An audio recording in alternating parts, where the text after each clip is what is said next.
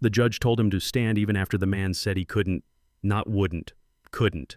Nobody in that courtroom knew they were about to watch a lie crack open in real time, and honestly, neither did the judge. But sometimes it only takes one small thing, one detail nobody expects, to flip the entire story upside down, and yeah, that's exactly what happened that day. If you had been sitting in courtroom 7 that morning, you probably wouldn't have paid much attention at first. Just another sentencing, another defendant, another tired room that smelled like old paper and cheap polish. People shifting in their seats, whispering, waiting for it to be over so they could move on with their lives. But there was something about Marcus Reed that made you look twice if you were paying attention. Maybe it was the way he sat, straight controlled like he was holding himself together piece by piece. Or maybe it was the leg. The prosthetic wasn't flashy, wasn't new, just functional like everything else about him. You could tell he wasn't trying to be seen. He was trying to get through it. Marcus wasn't some hardened criminal. He was a former Army Staff Sergeant, Purple Heart. Multiple deployments, the kind of guy who had seen more in 1 year than most people in that room would see in a lifetime. And yet there he was, waiting to be sentenced for assault. The story sounded bad on paper. He shoved a man in his own home, sent him crashing through a doorframe. But what the paperwork didn't say, what it never really says, is that Marcus woke up that night thinking he was back in a war zone. Heart racing, adrenaline flooding brain stuck somewhere thousands of miles away. You know what I mean? Your body reacts before your mind even catches up, and by the time it does, it's already too late. His lawyer tried to explain all that calm voice, respectful tone, pointing to the medical reports, the PTSD diagnosis, the documented nerve damage, the prosthetic complications. It was all there, clean, organized, logical.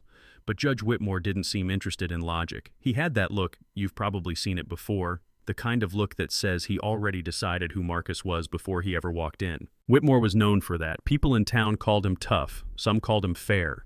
But if you talked to the ones who had actually stood in front of him, they'd tell you something different.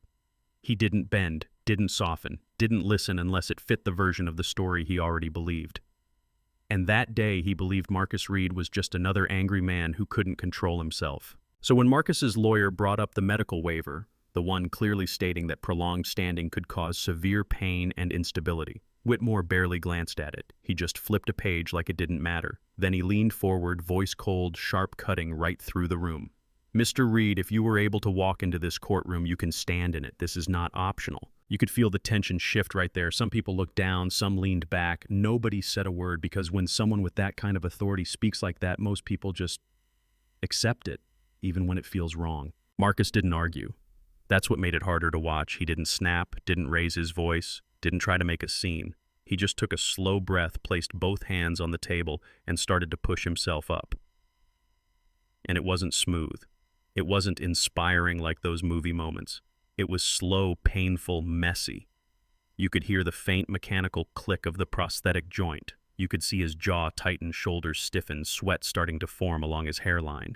Every inch of that movement looked like it cost him something.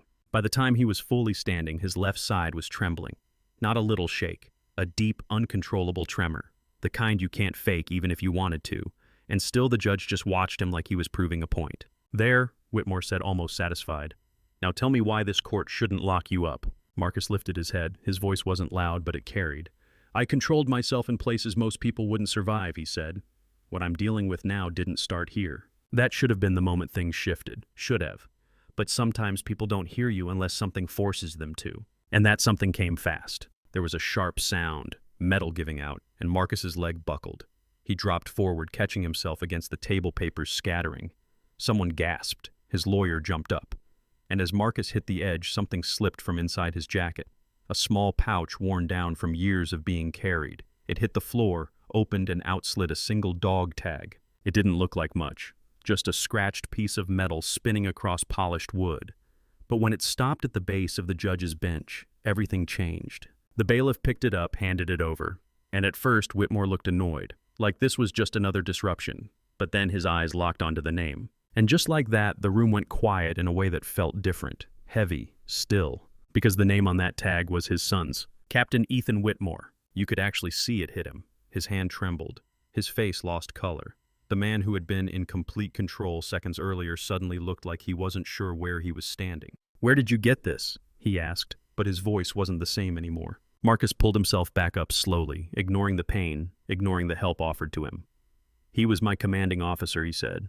"Best one I ever had." And then he told the story. Not loud, not dramatic, just honest. He talked about the day everything went wrong, the bad coordinates, the incoming strike that landed where it shouldn't have, the chaos, the confusion, the moment when most people would have run, and how Ethan Whitmore didn't run. He ran toward them, pulled men out, took the hit himself, and before he died, he pressed that tag into Marcus's hand. The official report had said something else, said Ethan made a mistake, said he lost discipline, said he was responsible for what happened.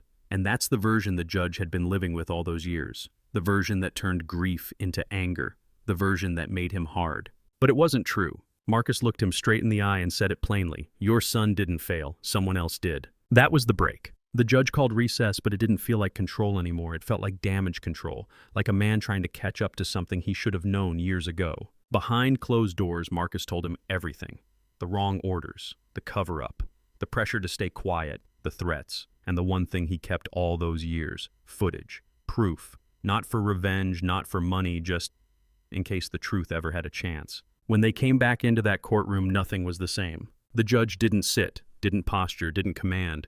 He looked different, like someone who had just realized he'd been standing on the wrong side of something for a long time. "Mr. Reed," he said, voice steady but changed, "remain seated." People noticed that. The prosecutor tried to speak, but Whitmore shut it down. Not aggressively, just firmly, like he finally understood what actually mattered. And then the man responsible walked in. Nolan Pierce, former general, now senator, the kind of man who carries power like it belongs to him. Smooth voice, confident smile, already preparing to control the narrative. He tried to dismiss Marcus, called it trauma, confusion, memory distortion. You've heard that before, right? When the truth doesn't fit, suddenly the person telling it becomes unreliable. But Marcus didn't back down. "I wasn't confused about what I saw," he said, "and I wasn't confused about who gave the order." That's when things started unraveling fast. Whitmore held up the drive, said he had seen enough. Maybe he had, maybe he hadn't. Didn't matter. What mattered was that Pierce believed it. And for the first time, the man looked uncertain. A few minutes later, federal agents walked in. Quiet, direct, no theatrics. They read the charges: obstruction, falsification, coercion. And just like that, the man who built his career on control was being walked out of the room. No speeches, no excuses, just consequences. But the part people remember most wasn't the arrest. It was what happened after. Judge Whitmore stepped down from the bench. No script, no legal language, just a man speaking plainly for once in his life. "I was wrong," he said. And you could feel that land. Not mistaken, not misinformed. Wrong. He admitted what he had done, how he treated people, how he let his own pain turn into judgment, how he punished men who reminded him of something he didn't want to face. Marcus listened, didn't interrupt, didn't soften it. Because here's the thing, apology doesn't erase what happened. You know that, I know that. But it does matter when it's real. Whitmore dismissed every charge, cleared Marcus completely, ordered reviews of past cases.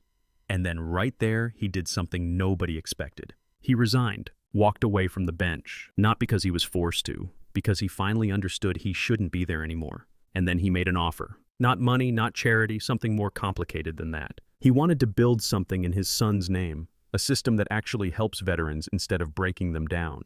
Legal support, real resources, no politics. Marcus didn't accept right away. He looked at him and said, "If you're going to do it, don't do it to feel better. Do it because you owe people." That's a hard line, but it's a fair one. Whitmore nodded. "I do." And that was it. Months later, that center opened.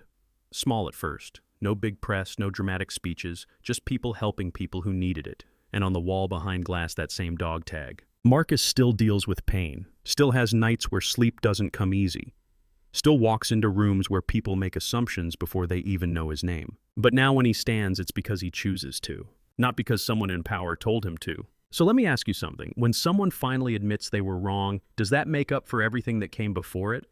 Or does it just prove they should have known better in the first place? And what about Marcus? If that tag never hit the floor, if he never fell, if the truth stayed buried, would any of this have happened? Drop your thoughts in the comments, because this one isn't simple. Who was right, who was wrong, and what does justice actually look like when it shows up late? If this story stuck with you, hit like, subscribe, and share it with someone who needs to hear it.